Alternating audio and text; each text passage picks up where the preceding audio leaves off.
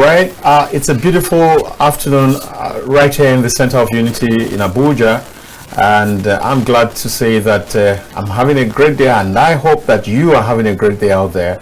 And as usual, I bring you the POLITY on Thursday, and my name is Dayo Omogun, and this program is coming to you live from the Abuja studio of King Adebayo Film and Theatre Arts Network Television, which is more popularly known as Kaftan TV. Many times people hear Kaftan and they are thinking, what's that? Or what, is this something to do with the dress design?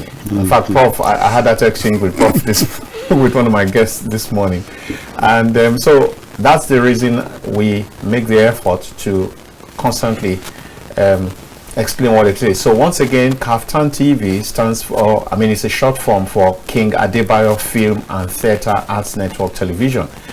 And on the POLITY today, we will be talking about the 2 years in office of President Bola Ahmed Tinubu.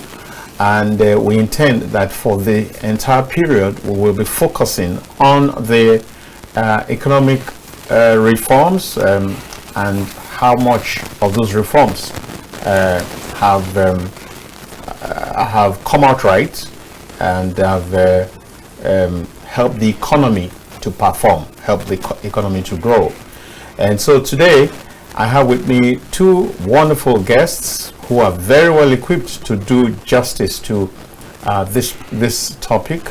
And from the far right, I have Professor Ken Ife. Professor Ken Ife is a development economist and development consultant, and is a consultant to several multilateral bodies. Talk about ECOWAS, talk about UNESCO, World Bank, and so on and so forth. In fact, even the Central Bank of Nigeria. Correct. Yeah. So it's very well equipped to do what we have invited him to. And so you're welcome, Prof. Thank you for having me. Right. This is your second time with me. Yeah, but I've been coming. But you've been coming on Okechukwu's show. Correct. Yeah. I linked him up with you. But he said he knows you before here. And I was coming from the beginning of this television. Right. Set up, yes. You're welcome.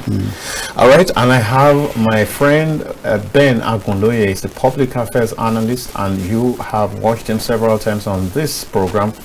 He gives very articulate analysis and submissions. And so, let me say welcome to both of you. You're welcome. And so, like we already talked about, 2 years, just like yesterday, President Bola Ahmed Tinubu just clocked 2 years about 5 days ago, or 7 days ago, on May 29th. And there's been all kinds of reviews, and we will be looking at the policies, the policy reforms, and all that. Now, let's have like a rundown, a list of some of the major policies that define this President Tinubu's administration thus far. Prof. Okay, give me the list, then Yes, we can come in yes. and take them down. Okay. The first, of course, on the day he was sworn in, he hit three things. He just says, one, subsidy is gone. Exactly. And it never came back. But what has happened is that we haven't seen all the subsidy money. About half of them are in the system. The other half, NNPC has to explain to us what he's been doing with it. All right. Then the second one was he said he had to liberalize the foreign exchange regime and bring convergence of those rates. And he has achieved that to a great degree. He has, and commendable too. Then the third one was that he actually says he wanted consumer credit explosion, and that was a bit late in coming.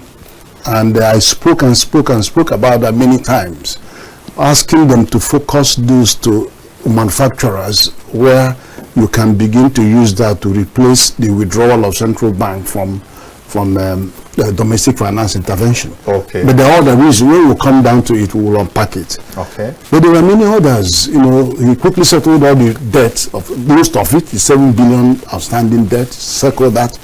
but then they went into the PIA to fully implement the PIA. Now that's very interesting, because we are used to having laws and no implementation. That he implemented, and we will go through all that, because that accounts for the stability that we are having and near self-sufficiency on petroleum production. Then other areas include passing some bills like the Security and Exchange 2025 bill. He passed that. Revenue Mobilization and Fiscal Commission bill, he passed that. He went into full gear on gas, CNG gas, because gas is our own transition fuel for the global. That's our own. So for the next 30 years, we're going to be using gas, and later we can transit to green. And many other things like a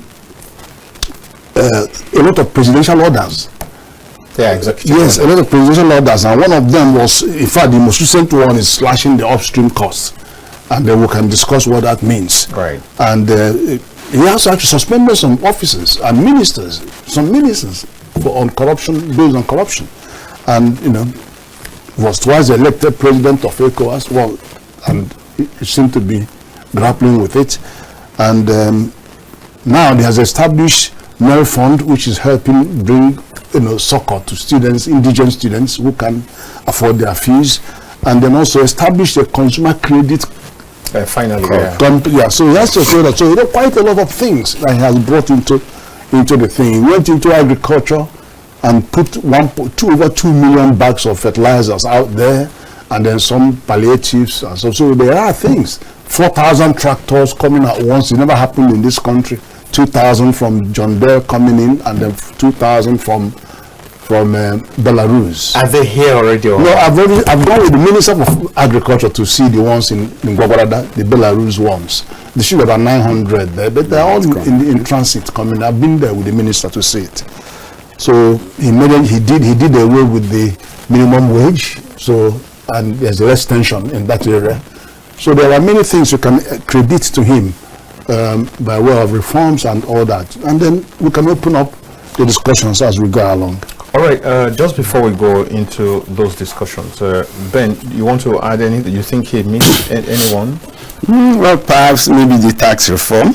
Okay. I think that it's also worth mentioning as a crucial focus of the government, because as far as I'm always concerned, for government globally, your tax is possibly your most assured revenue. Because it comes within the system, it's not subject to negotiation, and it's predictable to an extent. So if you have the right tax laws in place and they are properly implemented, government might be able to do some basic funding. I think apart from that, Prof had literally covered all the ground. grounds. Okay. Yeah. All right, so now you mentioned quite a number, and I would like to ask, subsidy is gone, subsidy gone. Are we benefited? Has it been properly? I know you mentioned something about some of the funds that the are government and the others with an NPC from it being held up somewhere. Yeah. Now, so I'm asking, has it been properly implemented, especially because there was an angle to it that said there were going to be palliatives for the people, which to a large extent we have not seen, especially when you talk about CNG powered buses. We still haven't seen any substantial intervention in that area. So okay, let's take that first one. If you remember that the figure was very staggering when NNPC was the sole exporter of crude and the sole importer of PMS. And then you could get more than 30 products from PMS, from Biolab. But only one is reported to be coming back, which is PMS. And then they turn around to the government and say, you are owing me. Go and find $4.5 billion in a year to come and subsidize that thing. Anyway, he says it's all gone. Now, what happened is that only about, that's World Bank report, only about half of that money is actually available to government to do what it has to do. And the government shifted a lot of it to governors. Because if you look at governors, they were sharing 700 billion, there is about 1.5 billion, more than doubled. Yeah. Okay. Then whatever was left from him, he had to use to pursue the CNG. The CNG is not just the buses, but the infrastructure. Sure, yes. And you have to get the gas first, and then you have to compress the gas, and then you have to now put them into systems. You know, so there's a lot of money required there. Then he started grappling with the palliative. Of course, he didn't have enough money. NNPC has trapped half of that money in inefficiencies. Even as we speak? Sure. Well, you see the jury is out on it. So that was the handicap that he has in terms of meeting the expectation of a vast number of people. Now, the second point of it was this. That subsidy actually got transferred from public sector to private sector. I tell you why.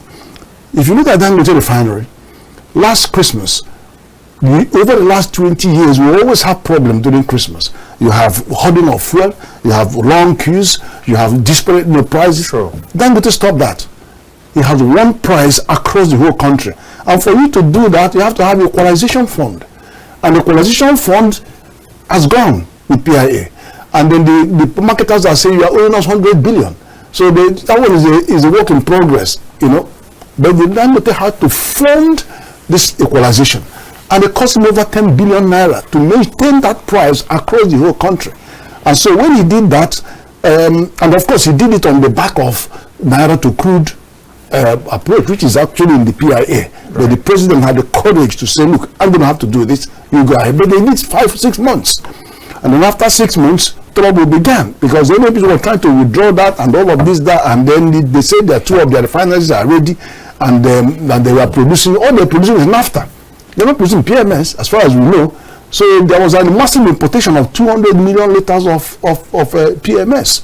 And that was a total violation of the PIA law. Because the PIA law has so many provisions. It says, look, the midstream and downstream authority should keep track of what is the local productive capacities of refining, local refining. And then advise the upstream on what is required. So the upstream will now issue schedule to those who are milling, who are producing the crude, to satisfy local demand first before exporting. That is the law. And then they will also use the information that they gather to know whether there's a deficit in petrol supply, PMS supply, and there wasn't any. But they still issued license for massive importation. And even at that, the law also requires that if you do import, the stakeholders involved in this business will come and witness that what you imported complies to the standards. Right. And some of the standards are about 11 things that are measured, and that American International Standard is used for this purpose. It includes density, specific gravity, pour points, sulfur content, octane number. There are about 11 of them. Now, NNPC for all these years doesn't have a standard internationally accredited laboratory that can do that. Now, even the medium, what do you call it, this NMD PRS thing, they still don't have one. Even the only person that has is Dangote. So all of them could have just taken the sample and go to Dangote to check it, and then if it's fine, then fine. That's become one part of the problem. But to be bringing and dumping substandard fuel in this country is unacceptable, because this fuel cannot be sold in the countries where they are refining them, because they are short of the standard.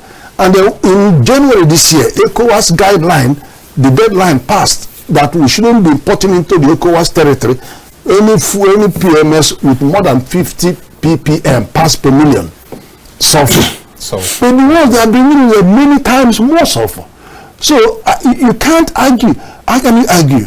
Competition. You want competition. What competition? Competition with quantities that are here producing and then bringing in substandard products that are injurious to our health and then destroying our machines and engines.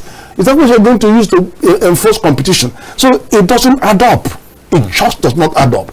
So the fact of this now, the subsidy story is a revolving story. So we'll have to see how it plays out. But I can tell you that I have suggested that NNPC should go to the capital market. And I've said it since 2003 or 23, go to the capital market. And then secondly, get off the downstream. What are you doing with downstream now? You know, if you're not producing the petrol and sending to your retailers, your retail units, why are you in that business? Get rid of those. Get private people to take it. And then if you are producing your refinery, then decide what you want to do. You can have modular refineries to take your product and then refine and bring in those that have catalytic unit and produce PMS, or you just keep quiet and behave like any other decision, in a lot of distortion. But that is just a part of the story on subsidy removal. Subsidy removal. Yes, it's just part of the story on subsidy removal. Okay. Now, what is your take on the same issue? Because there is the hue and cry out there that yes, this man says subsidy is gone, but there should have been the human face to ensure that people don't have to get consumed in the process of taking away subsidy. Well, I think that fundamentally we have this issue with us that a lot of time too many of us are superficial. We look at things on the surface and from the surface. We need to look at subsidy. Genuinely, what part actually benefits the people? What part goes to service the corruption? What part go to deal with the inefficiency? It's actually three. In my opinion, is three: the people, the corruption, and of course the inefficiency. Correct. So how do we balance the three?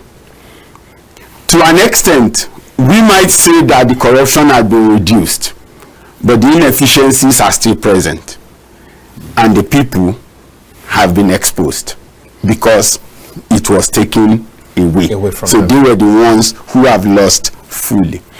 Now, yes, we talk about CNG, and I would always say when we talk about this thing, the issue of subsidy removal and non-preparedness did not start with the president. In February 2022, the then President Muhammadu Buhari has said we are delaying implementation of subsidy for 18 months. That was in February 2022. Yes. That was when you would have expected Labour to step up to say, look, if we have 18 months to get here, what is the roadmap for us? How much are you putting in the budget to bring in the CNG buses or the electrical bus cars or electrical tricycle to bridge the gap that will eventually be created? But for 18 months, everybody went, or for 17 months, everybody was to sleep. Constructive notice to have prepared about it. For it, but no preparation happened over that 17-month period. And you are now saying, no, the president removed it a month too early. But in 17 months, you have not done anything. No import warrant, no visit, no. I keep telling people that even if you decide to say, okay, you are a manufacturer, we have 774 local governments. We want to get 100 tricycle for each local government. That means you are producing for us 77,400. In that instance, we can insist on you coming somewhere within the country to assemble the 77,400. Correct. You don't assemble 77,400 from outside and bring. So if you are looking at that, so we are not saying wholesale go electric, wholesale go CNG. No, but let there be a midterm adjustment. But what you would also see is a lot of people will tell you out there, oh, we took out loan to build our petrol station. So if you go CNG or you go electric, what happens to our debt? So it's also a function of private magnates enforcing public dangers. And we have a lot of that, and that could happen and perpetuate because of the inefficiencies in the system. Let me take you up quickly. Now, you did say that it's not too fair. It's my own word now. Yeah. It's not too fair to accuse this president of not preparing. Yeah. Because before him, there was a 17-month period that was not properly used. Yes. Now, if indeed that was so, if that was the reality, is that not enough reason to have slowed down and do the needful to a large extent before now implementing the subsidy gone thing? Well, I think it was in the days of the June 12th crisis. Somebody came up with this analogy. I can't actually remember who among the Yoruba elders did at the time. He said, because a child is afraid of seeing blood every month, that's the menstrual cycle, she went and got pregnant. He said, at the end of the 9 months, the blood she will see in one day will eventually be more than what she has avoided for 9 months. The practical reality was that we were running a system that was no longer sustainable. And if you don't get out of it, if you don't take the bold step at some point, you will not get certain results. No. So where we are when he came in, right, was number one, if you decide to say, I will remain with this system, there will be issues. I can't remember now whether it was Autumn of Fury or the Republic. Anwar Sadat was quoted as saying, NASA left me on the rail track with my hand chained. If I don't do anything, the train will come and will crush me. So I have to take action. I think that was the reform that led to those ministers resigning en masse, maybe in 1973 or 74. There was a time about 6 ministers went to the train station and said, to the TV station and said they have resigned. And he was at home doing his wife's birthday or something. And then he too went to the television camera to say they have exercised their freedom to resign. I have exercised my freedom to accept their resignation. And then went ahead to pick up young officers who will become chief of army staff. You know, made some sweeping changes. But that's Egypt and its military. This is Nigeria. So there are certain things we need to give it to the president when it comes to the area of gut. I would say that he has taken bold step at some point. Yes, it would have negative effect on the people, so to say. But even if you remain on the other track, it will still have negative effect on the people. And this maybe worse. Yeah. So if you have a negative effect that may take you on the path of a positive solution, a possible positive solution, then it's a better path to follow. All right. Now, Prof, is the centerpiece of policy should be the human being, isn't it? Without a doubt. Good. So if the policy will hurt the people, no matter the highfalutin grammar, no matter the beauty of it on the tables of the IMF, on the tables of the World Bank and all that, I mean, shouldn't we consider the people ahead of every other consideration? It's the consideration of the people that made that decision expedient. Let me tell you something. There are two things I have to tell you. One is that the situation of Nigerian economy when Tinubu went in was like an economy that was in intensive unit, hanging on a cliff, about to collapse, about to drop. So what has happened is that over a period of 1 year, he brought them out of that intensive unit and they are in a recovery position. Now, as of January this year, they are now up and running, reducing energies, and But second one is that Tinubu, what he did was he started the hornet's nest. Hornet are bees. Yes, the bees. Yeah. He started it so that everybody could see through and see the magnitude of the challenges that we have. Not removing subsidy is not an option. I have told you that all of the benefit of removing the subsidy never came out. Half of it were trapped by the shenanigans in the NNPC. That's what happened, half of it. If he had all that money, he would have done a lot more. But within the resources available, you could see some results. But I want you to also look at how that subsidy was actually going to eventually be turned around. It is about making way for you to implement the PIA that allows the private sector to sit properly and then transfer that subsidy from public to private sector. That's what the competition will bring. As Dangote has invested $20 billion there, we have over 100 marginal oil fields with NNPC that they should get rid of so that people will come into the field. We have modular refiners.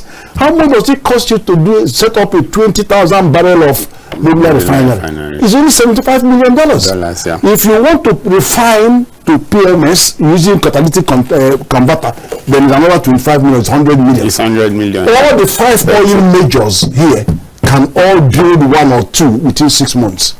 So that's why I say to them, I feel so sorry and so sore that some of the marketers, retail stations are closing down. They shouldn't close down.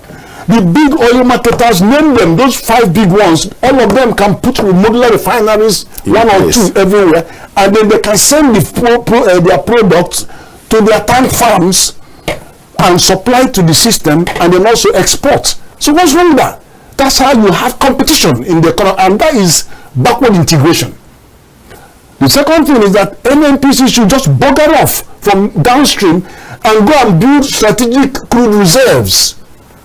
When you have strategic crude reserves, what happens is you don't even all these marginal oil, give them license, let them put the crude in the reserve and pay. So the reserve serves 2 purposes.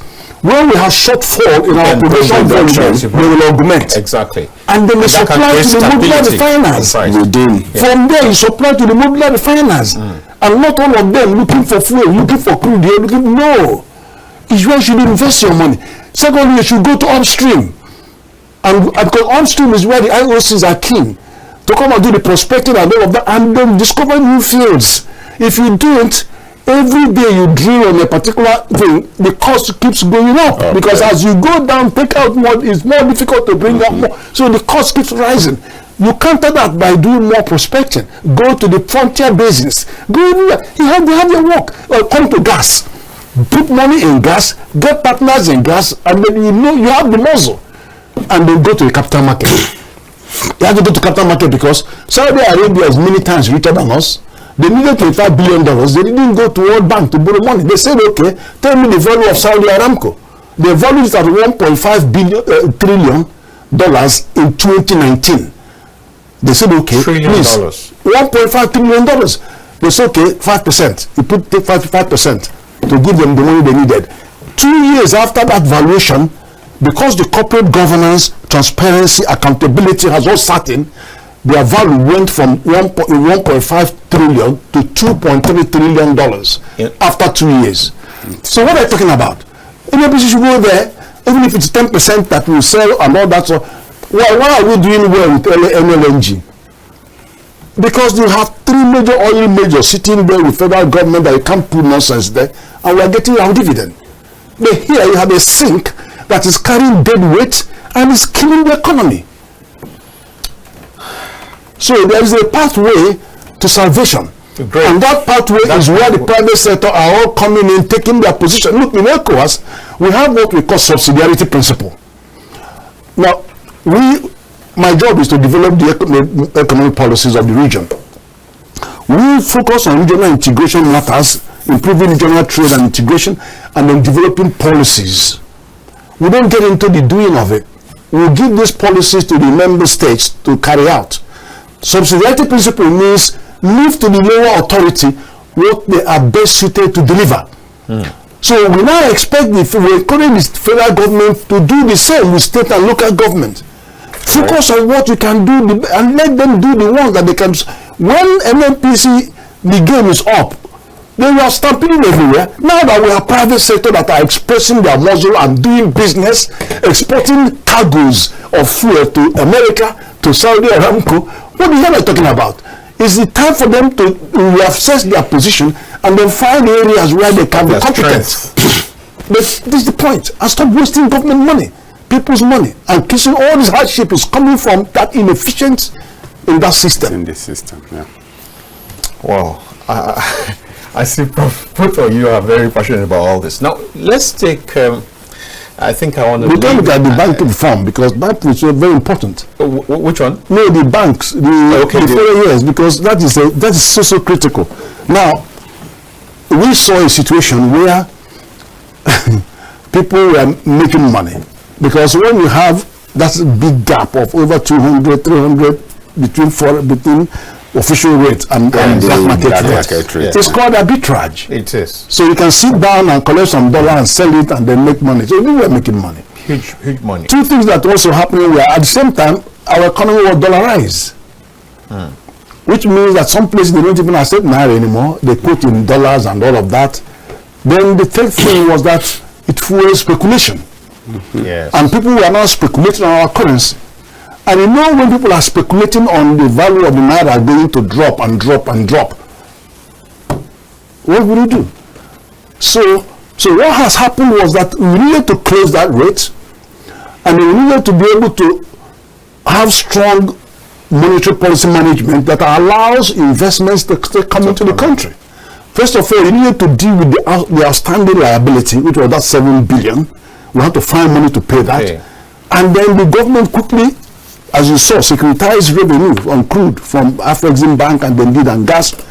But the policies had to come in to close that gap. Now, why is it important to close the gap? When you close that gap and remove the arbitrage, even though we still have dollarization, what happens is it sends a signal to investors, especially the foreign portfolio investors.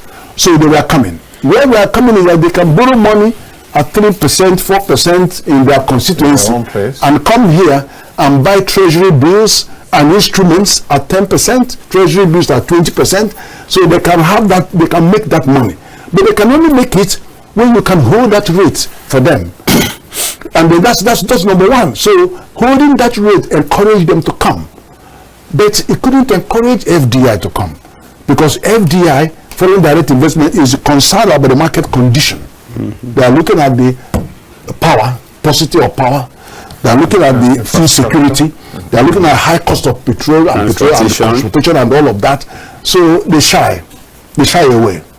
Now, but the other things that are also happening, because when the central bank decided to look for, it has to focus on increasing the supply of dollar, because this is any price mechanism, whether it is forex, whether it is inflation, or whether it's a monetary policy rate, interest rate, they're all price. In any discussion about price, demand and supply. And supply comes in. Yeah. So you have to manage your demand, forex demand management. Then secondly, you have to create an inflow of dollars into the economy. So that's why they decided to do all these policies. All the banks say, look, your net open position on foreign currency is close to 20%. Then that's so many measures. And then there's more transparency on forex exchange transactions. So the process, so more people began to have confidence, the IMTOs, to come into the field, because they are more transparency. Do you understand what I'm saying? Yes. So these are all measures to increase the inflow and then also to manage the outflow. All right. Now, you just talked about trying to increase the flow of dollars. Now, one major way by which that can be achieved is if we can up our game in the manufacturing sector. Shouldn't government be considering granting maybe subsidies or I don't know whether subsidies or support? That is the other part of the analysis that I left back. The two parts of the analysis that I left away, one is the bank recapitalization, because it has something to do with having a stronger financial institutions and then be able to fund mega large ticket projects. Right. But the second one is what they are talking about, which is manufacturing. The manufacturing sector. You see, the bank has to manage liquidity. Somebody previous administration printed 33 trillion naira. But when you print that money, it's only inflation that you are printing. So they have to suck this money out of the system. Although we have securitized and converted into long-term loan and all of that, but when you look at money supply in the system, is humongous. So the banks need to make sure that they constantly be issuing bills and then taking out open market operators to take out, to suck them out.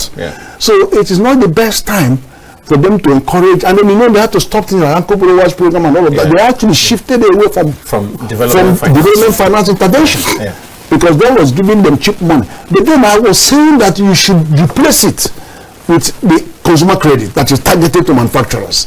That was one. I'll give an example. You have car. If we are doing 10,000 cars a year here, we can immediately increase to 100,000 cars, 10 times more job in that sector, because you are trying to displace 400,000 cars that come in from Cotonou every year. when you put 20% down, you can walk away with a car. Then the credit will drop to the manufacturer. 2 years time, you bring down that car, take a new one, that becomes a second-hand car. So you create 10 times more job, increase output, resources hit them, and they will block. If you have those 400,000 cars, it costs you no less than $10,000 per car. That is $4 billion. So if you thought you are displacing and you see the gain, I give that as an example. So that was the route to pursue to make sure that what you are asking to get to the manufacturers actually does get to them. But that's even more.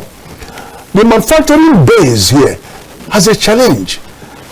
80% of the manufacturing capacity in Nigeria are actually dependent on imported raw materials. And they are all laying charge on the forex.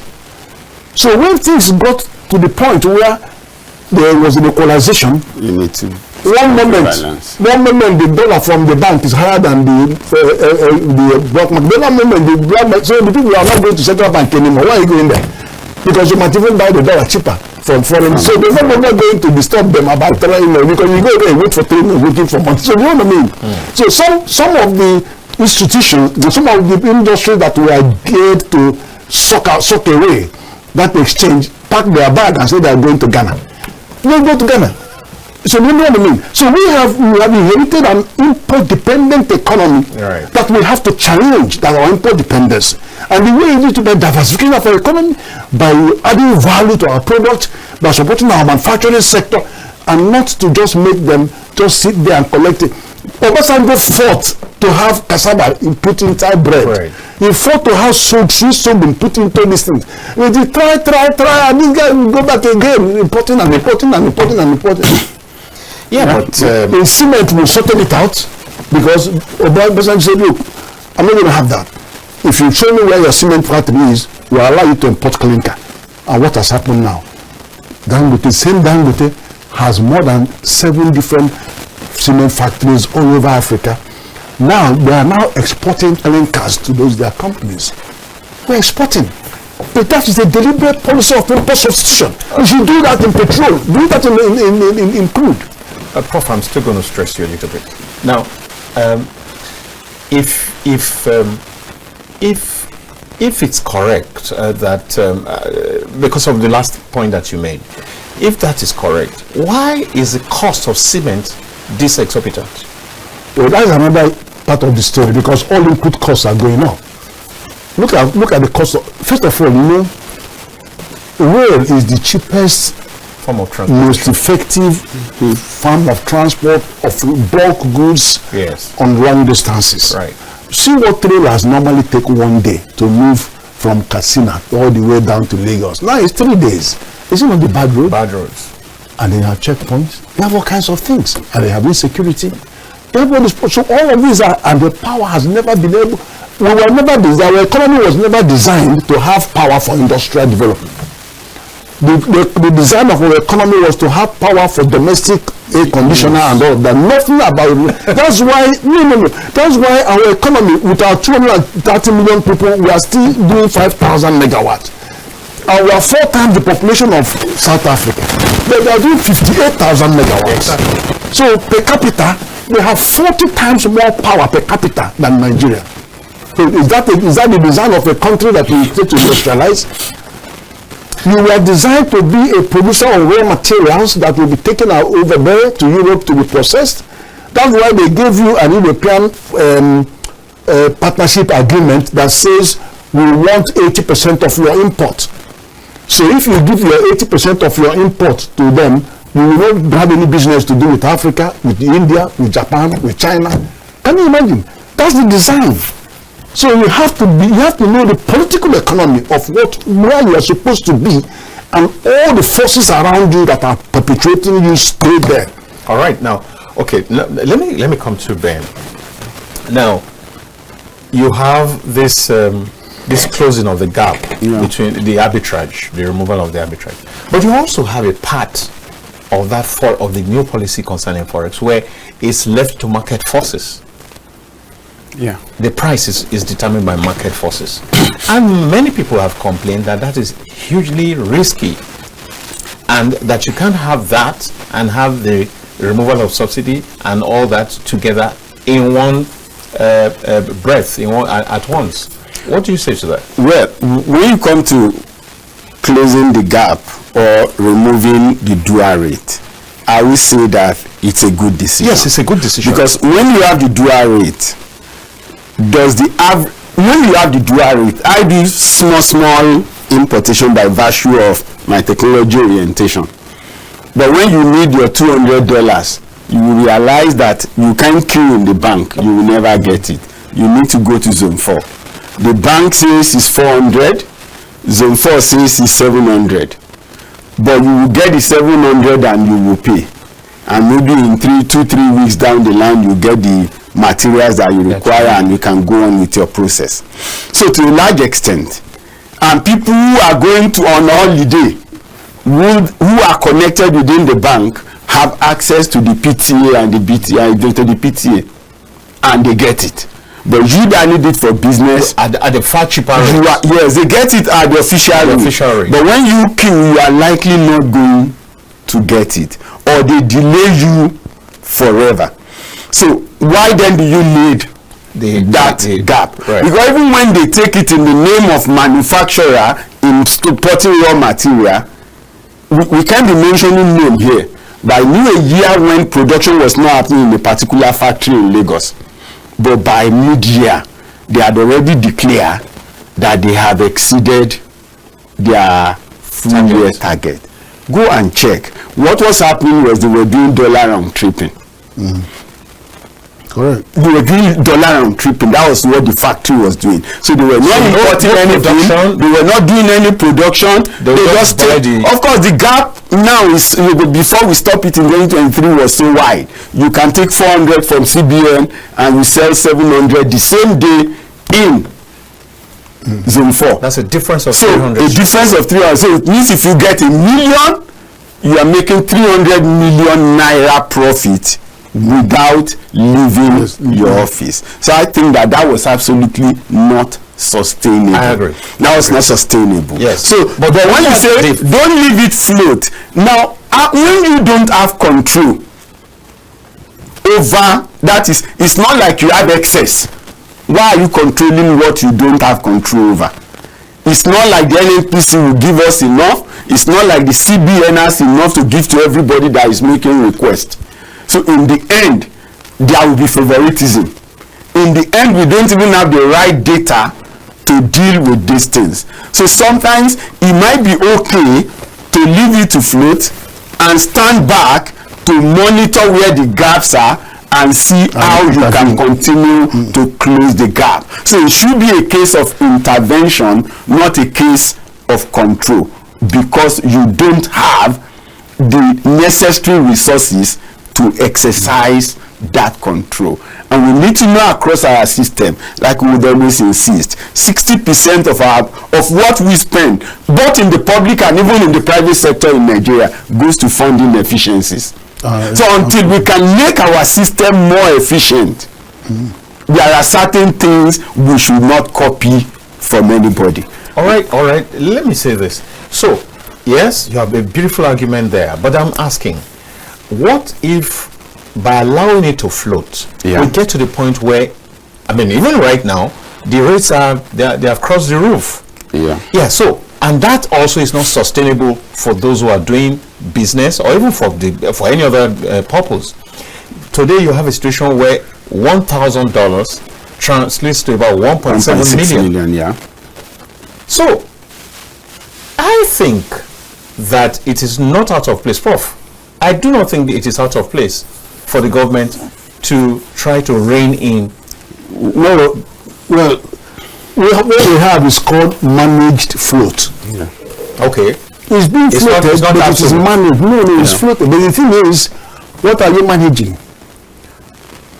What we are managing, the fallout. For example, the challenge before the central bank was, how can we liberalize the market so that dollar will be flowing in, and enough dollar just to meet the demand that is there. That is what their major problem. So that's why they kept on tuning the intervention to ensure that the money comes in. And one of the way they tune it was on raising the rate, the MPR rate. They keep raising the MPR rate for two reasons.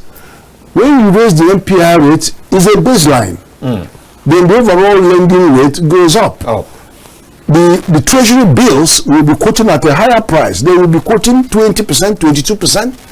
That's very attractive to those who prefer investors. The second point is that you must maintain zero tolerance for spread. That also encourages them. It makes them feel that they will be able to get back their money after 12 months at about the same rate they bought it. But there's a third one that was making central bank move up. That was because there was a negative real interest rate. You know, under ECOWAS, we have what we call 10 macroeconomic convergence criteria in ECOWAS that we want all the countries to converge on. One of them is single-digit inflation, 40% debt to GDP ratio, then 4% deficit to GDP ratio. We have all those. No negative real interest rate. So when your inflation is above your lending rate, you are negative. Think about this. You put in 1 million here today, hoping to get 20%. Right. And then the inflation is 32%. You're going to lose 12% by the time the year comes. Right. So now you have to be going up, moving up the monetary policy rate. But then when we rebase the inflation figure came down to 24. So now the monetary policy rate with 7.5 is higher than 24. So we now switch to positive interest rate. So there wasn't any incentive anymore to keep moving it up. That's why it has been held. Yeah, that's why it was held. But that doesn't still mean you can start coming down, because Donald Trump has come in and is sniffing fire. So you have to watch where you are going to land. So in one breath, you applaud, you agree with the central bank with them holding this race. Definitely. Definitely. The last thing you want to do. The last thing you want to do is to start being seen as gambling with the rates. Because you are going to be shaking investor confidence. You need to understand what the full impact of what Trump is doing on our trade, because we are import dependent. We're already beginning to feel the pain. When even the tax, 14% tax doesn't even come in, but we're already beginning shaking because of the import dependency of our economy. So I really support that, and as they are watching it, keeping an eye on inflation, the trending on inflation, and also keeping an eye on the turbulence that was coming. Of course, when he did it, you saw the rate move from 1,500 to 1,600, so it would move, but they fought it back. So what then we dip our hand in our reserves to fight back to bring it within range. So that was intervention, you know. All right, now also these people were taking their money. The moment Trump started misbehaving, foreign portfolio investors started scrambling for safety. You know where their safety is? Their safety is to take their dollar back to American Fed. And that's why this issue is not going to end today. America owes $34 trillion. World trade is $33 trillion. America they owe more than the overall global trade. What they do is that any country that is making money, America goes and borrows money from you. All right, it makes you come and invest in that. They borrow money from you. So they consume. They're the biggest consumer. They're only 4% of the world, but they consume about 20%. Now, what happens? And then they borrow the most. All this money they are borrowing, they will never repay their money. They will only print more dollars, and they will call it quantitative easing. So that is why people are scrambling to safety. They want to have dollar. As they dollar, they're looking for gold standard. They want to print their precious metal. Everybody in Ghana is not retaining their gold anyway. No raw gold is going anywhere again, and they're holding their gold, and their currencies are appreciating by the day. And Nigeria should do the same. Go to Zamfara, go to Kebbi, and see what's going on. Gold, you run in everything. They're all packing them away. You can't even tax because you don't know which proportion is gold and which one is lithium. All right, Prof. On the converse, manufacturers are crying foul because of the MPR that has been left at 27%. What can we do about that? Yeah, the thing is that there are several other sources. If you remember, one of the sources is because don't forget that CBN, central banks all over the world, have two core mandates. Yes. Maintaining financial system stability. Yes. If the financial system collapses, all of us might well go to the village. You know. Then the second one is to maintain price stability, and that is their core function. And so when the price instability was induced by all that 33 trillion, and then all the other things going on, as I've been mentioning to you about the dollar and the reservation and then the round tripping and all of that, then it is their duty to rein them in. And incidentally, the material, the policy that they are using is hurting the private sector. Exactly. It's hurting them. And that's why I was saying, let's use other methods. We are not doing no more, because the intervention, the domestic intervention was going to guarantee them single-digit loan, even though the other one is high. The traders can pay that thing. It doesn't matter to them. They can take the money at 33%, at 5%, and then import it from China and sell it the following day and make their money. The manufacturers can do that. Yeah. Do you understand? Can't do that. So they are looking for other ways. All right. You know, you also want to look at, on the exchange rate. On the exchange rate, what you also want to see is, yes, the exchange rate is high, but as against the dual window, which even some manufacturers, if they apply for, may not get. I think that some of the policy thrust we've also seen in the last 2 years, we're talking more about duties. Now, if you have raised your money at 1.6 and you have imported genuinely, and there are raw materials, and you have been provided some relief in the area of your duty payment, then that actually for me will be a real-time policy. You're bringing this in. You're supposed to pay 20% duty. You say pay 5. Speculative revenue. So it's not speculative revenue. You pay 5, and you know that you actually brought it in. Now, where I would also have issue is, I hope that between the customs and the people involved, that there will be transparencies and truthfulness, because again, some people might begin to bring items that are not raw materials and begin to demand for subsidy, the tax, for the relief, the duty relief that should go for the manufacturers. Because for me, that is a better way to support the industry than actually creating dual exchange rate. Okay. Viewers, this is loaded. In fact, we've just scratched the surface. We've just touched on 2 or 3 policies, and time is it's fast spent. It's fast spent. So what I'm going to do is that we'll take a break so we can take some fresh air, and and then get right back. And when we get back, you choose which of those policies you want to talk about, because we'll then have less than 25 minutes. And in that same space, I would want to put on the phone line so that we can get some intervention from outside. Talk on tax reform. Tax reform. So after the break.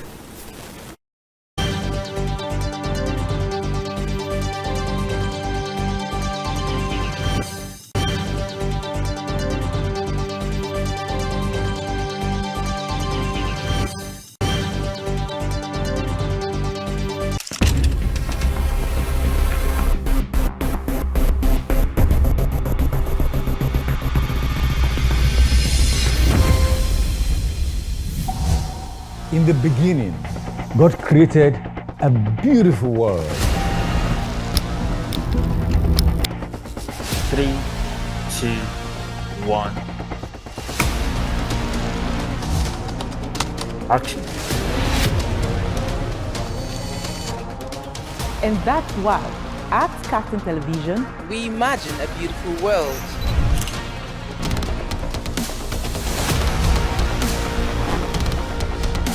We are not just bragging. We blaze the trail in broadcasting. And it is about you. At Captain TV, broadcasting is not just about information, education, and entertainment. It's an aggregation of all you need to know in Nigeria.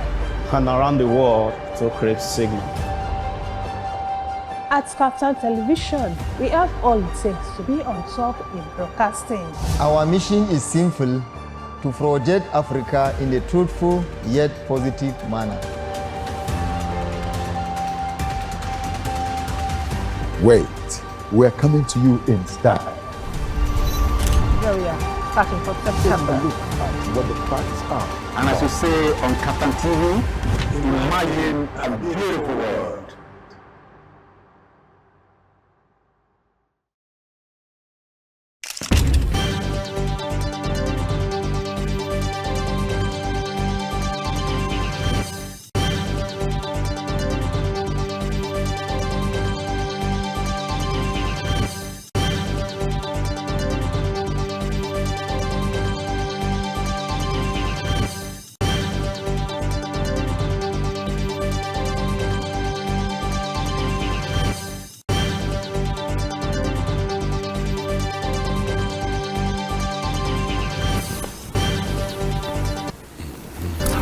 All right, you're welcome back to the Polity. We've been talking about the economic policies of the Tinubu administration in the last 2 years, and so much has been said thus far, and I know that there are probably some people out there who are itching to contribute, and so the number is open now, 08029938365. I'll do that slowly now, 08029938365.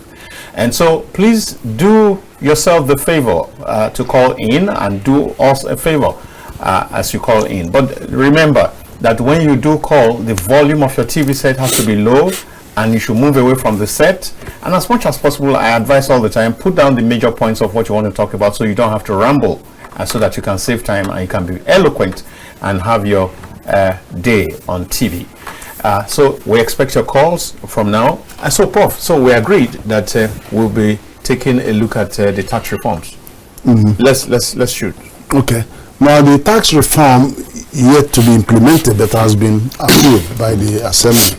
Now is something that promises growth, because when we look at our growth forecast of about 4%, I think it should actually be about 6%, because the four measures of GDP are household consumption, investment, government, yes, because investment is what is the industry investing, okay? Then government expenditures are about 5 to 7%. Then you have the foreign balance of payment. Right. Now our balance of payment has switched from negative to positive, yeah, because of the fuel subsidy removal. So it's now about $6.8 billion positive. That helps GDP to go up. Now, if you look at the tax reform went down to citizens and look at households. What is it that they are spending their money on?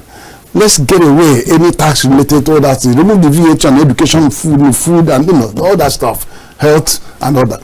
So what you are doing there is that you are increasing their disposable income. Yeah. And with that disposable income, they can buy more, and that means aggregate demand will go up, GDP goes up. Then we also came to the MSMEs and said, oh, now this 42 million MSMEs, well, just 25 million is the threshold for them to start worrying about tax and all that. Move it up to 50 million. What you are doing there, you are leaving the companies, small companies with disposable income, to keep the jobs, to create more jobs, and to produce more. Aggregate output goes up, and that's GDP going up. Then you come to, because when they are doing that, they are investing it. That's why you are having investment.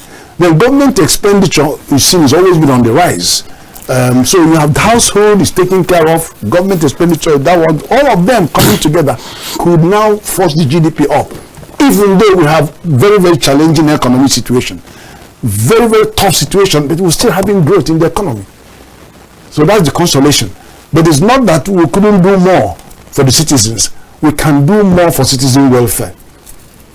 All right, I'm sure you want to add your voice to that. No, basically, when you look at the tax reforms and from where we are, like we said, generally, if you look at the 2 years, I think that it has been better for the government, not so good for the people, because transport is still high, this is still high, that is still high. Some of the palliatives or the procedures are not well defined, not because the government intention on them were not good, but like I said, because there were so much inefficiencies in the system, the data are not correct, and so it becomes difficult to define certain processes. You know, like I would always say, the modern life is about people, process, technology. If the technology does not make the people and the process meet, the technology is useless. But because of inefficiency, you are likely going to acquire that technology that does not connect the people and the process. So to a large extent, those are there. But of course, when you come to the tax reform, yes, a number of data has gone into it, like Prof has mentioned, but how reliable are these data? How are we going to ensure that sustainably these databases are ensured? Because you now say if you don't make 50 million, you are not going to pay tax. Are we not going to begin to have companies who will now decide to have subsidiary companies, and then they distribute the outputs? So under the same roof and in the same office, you are going to see 4 or 5 letterheads. It's actually the same person doing the job. Yes, it's the same person. But it's distributing 50 million. You know, having 6 companies with 40 million, 35, 28. Do we really have a process by which it can aggregate? Unfortunately, when you check through the companies, there will be different directors' name and different people. So to a large extent, we also have a system where people are crafty enough to the extent that they won't falsify records. No. I think the good news will be that that's not the problem of government. It will be that government has done its part and is well intentioned, but it is us now working against ourselves. Exactly. I think that's for government, because we're assessing government. No, it will eventually that's what I'm saying. But on the bottom line, it will affect the government, because it means that even though you have given waivers to those who cannot afford to pay, then some people who ought to pay are now going to be hiding under that window and circumvent it, and they also end up not paying. It's a good point. What it will require is for government to also factor in this and begin to find ways and means, put in mechanisms of establishing those who provide false information and dealing with it. I think that every policy will come with its own challenges. Yes. And so now let's take a little bit more a look at the tax reform.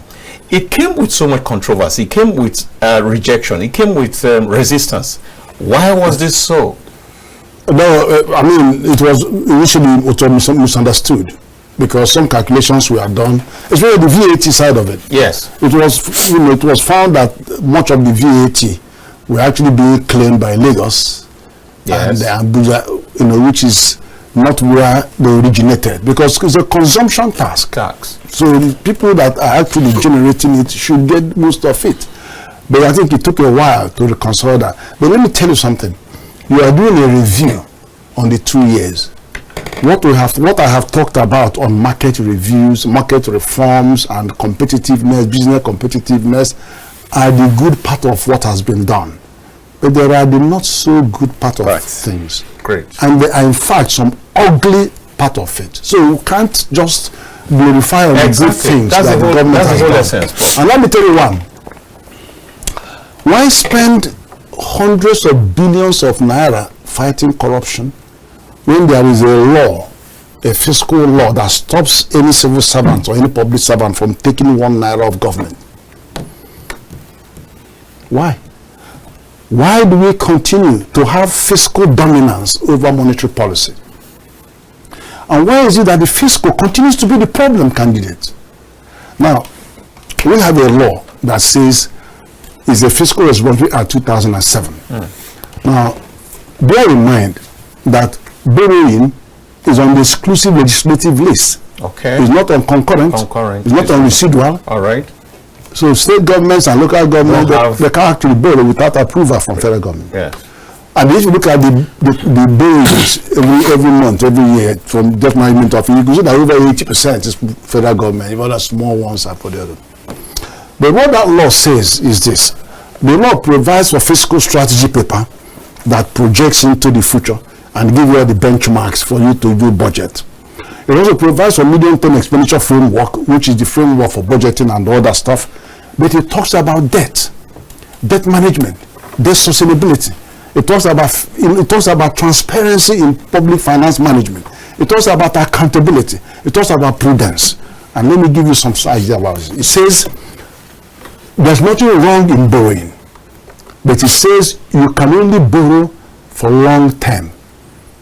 And long term means 10 to 30 years or more. Right. You can only borrow for concessionary rates. And we understand concessionary rates to be like less than 3%. You can only borrow for capital expenditure and human resource development. Capital expenditure we understand to be infrastructure or productive activity that can be able to repay the money. Right. It also says, and human resources, health, education, employment, and enterprise. It doesn't include poverty reduction. It doesn't include paying salaries. The law does not allow you to borrow money to pay salaries or to pay,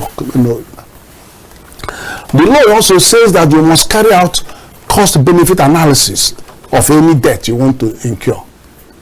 That is to ensure that the integrity of the borrowing, that there are actually sound case that you will be able to repay that money. Right. So what those two things are actually telling you is that the law is actually looking at in any loan you want to borrow for infrastructure or whatever, you should be having a discussion on economic corridor, on industrial corridor, on commercial corridor, on residential corridor, so that when that infrastructure passes through there, there's a possibility that PPP people can come and run PPP on it. There's a possibility that you can earn enough money to maintain it and all that. It doesn't allow you to just do anything that doesn't have economic value for you to be able to recover. You have other monies you can use for anything that tickles your fancy. If you want to share money to people, go and get this. Central World Bank should give you their grant money, and you know so that in this Christian bill you have 65 million. Go and share that. You collect your internal revenue. You can share that. Do anything you want to do. So you have serious issues with borrowing. There are issues of lack of transparency. Exactly. There are issues of lack of accountability. Not following that framework that you just talked about. So now the law actually, Section 41 says any financial institution that lends money outside this framework is unlawful. It is there in the law. So monies are being borrowed. You can't find, where the thing is this: where you cannot do cost-benefit analysis and assure the integrity of that borrowing, you should not. Then it's like issuing a commercial paper. It's like, give me money, I pay you back in 5 years or 4 years. It's like issuing a promissory note. So that is a big challenge, because you are now and then you borrow those, and then when you want to repay, you go to Euro bond, where you are getting 10%, giving 10% on a $Euro bond for short term, 1 year, 2 years. Can you imagine? You have a low concessionary rate long-term lending, and you are taking short-term high interest rate to service it. My God. That problem, that's what killed the Silicon Bank. You don't take short-term instruments that are high cost to pay for long-term, low-cost instruments. It's a mismatch. It doesn't make sense. It's a mismatch. So that's an area that we need to, have our eye on the ball, and it's fiscal. It's fiscal. There are many others, but I just wanted to point this one out. Right. Now, the problem with it is that you have the law, but you haven't got the penalties to go with it. You haven't got the institutions. No, is that there are penalties to go with it, or it's not been implemented? You need to have penalties, and then you have to have compliance and enforcement. Yes. Those ones are missing. And then you go to Revenue Mobilization and Fiscal Commission, you still see the same thing. That is dealing with what NPC pays to us, what Central Bank FIR has paid to us, and we haven't got those to make sure that we can pay. Which institutions do well? The Central Bank. because he has all these financial institutions all over, and then he make hundreds of billions from fining them. Fine. Because apart from corporate manslaughter, what else will you do to a company? It's fine. You understand? It's fine. And then you have NCC that has all these ICT companies. Boom, fine. And when you fine, they make money, and then they behave themselves. Sure. But you can't say that for the rest of our listening. That's very sad. That's very unfortunate. Well, now, so who should be held responsible for that? No, we have an amendment that is currently on the table. And that amendment says if you steal government money, you will go for jail 1 year and then you pay 1 million. But you will still bring back all that money. Oh, you pay 1 million on top of what you stole? No, he didn't say or. He said and. So you must go to jail. Yeah, that's what I'm saying. On top of. On top of, yes. But the second thing that he says anybody else that is privy to your transaction is going with you. You know, I said that before. You understand? And then the same amendment is considering giving prosecutorial power to this institutional arrangement, because this institutional framework for FRA is Fiscal Responsibility Commission. Because they were the one that will examine you and then issue paper the following day, go to court, and then go to court. And not to just write report. And the report to go to the Attorney General's office and sit down there for that. And if you harass them, they'll push to EFCC. You will go add another 3 years. Because you know, we've always said that for every action that is wrong, there had to be consequences. Exactly. As long as there are no consequences, people will continue to do it. So you are going, yes, what he has done is wrong, but what punishment does if you say that snakes swallow the money, bring the snake, it will go to prison. So let's put the snake in prison until he vomits the money. Now I always tell people jokingly, when I was young, I was playing Ludo. It was Ludo. My dice fell. Our landlady goat swallowed the dice. I put a rope on the goat neck, took it to where landlady used to lock them, and I told the landlady girl, if you tell mama that it's me that put the rope, it's me and you, and I can beat her, she know that. So you are going to watch this goat until he produce my dice.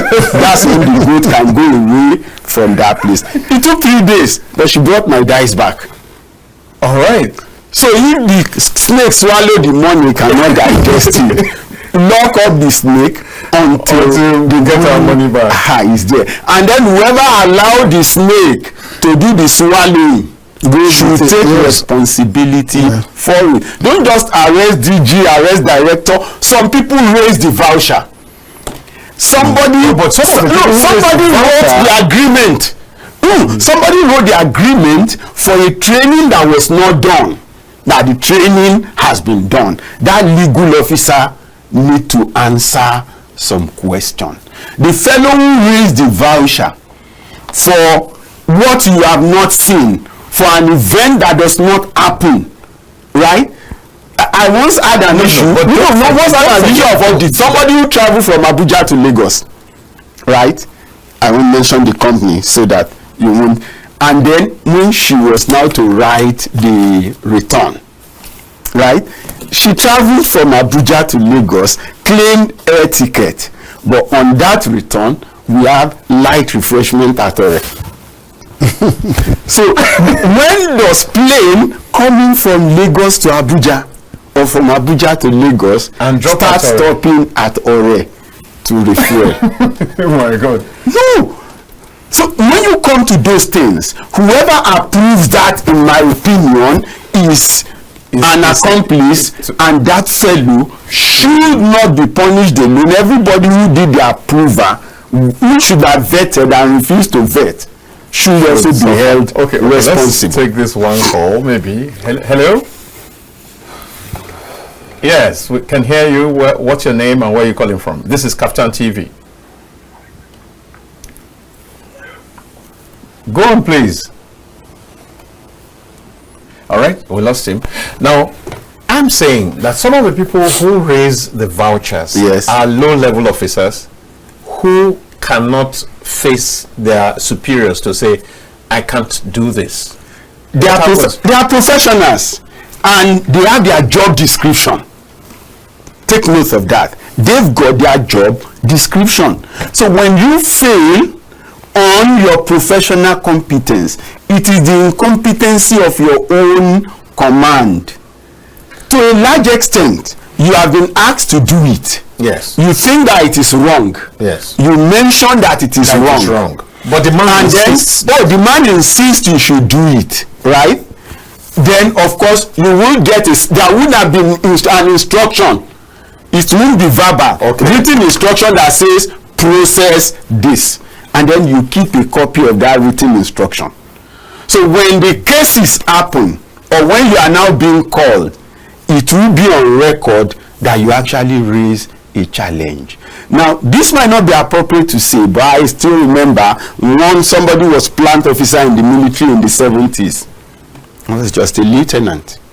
And then a colonel came and said, send a generator to my house in the village. And the plant officer said, well, sir, can I have a note or a written document? That's already disrespectful to somebody who wants to perpetrate fraud. Instruction. The man did not say, he went away. And when it was time for appraiser, he wrote on the young officer's appraiser, this officer is never to be promoted again. And then passed it. T.Y. Danjuma was the chief of army staff at the time, I was told. When the document got to chief of army to T.Y. Danjuma, he kept it aside. When all they are now gathered for officers conference, he now called out that corps commander. Can you tell me why this man? All right, then. Who is this young officer should not be promoted? Hello. We can hear you. I can't hear you. All right, your voice is quite low though. Maybe I think it's from your end. Why don't you call back? Try and call back. Yeah.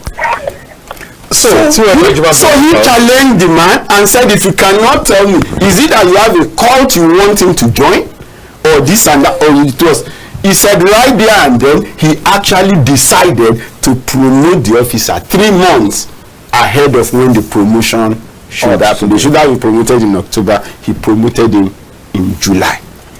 You understand? But that was because he took his time to look at all the other comments. If he was acting only on the last comment, he would just have approved it, and they would have killed the young man's career. That's it. Forever. That's it. Well, we have barely 2 minutes to go, and we won't be able to take any calls at this point. I just must say a big thank you to these two powerful gentlemen. So much has been distilled from their websites, from their very fecund websites.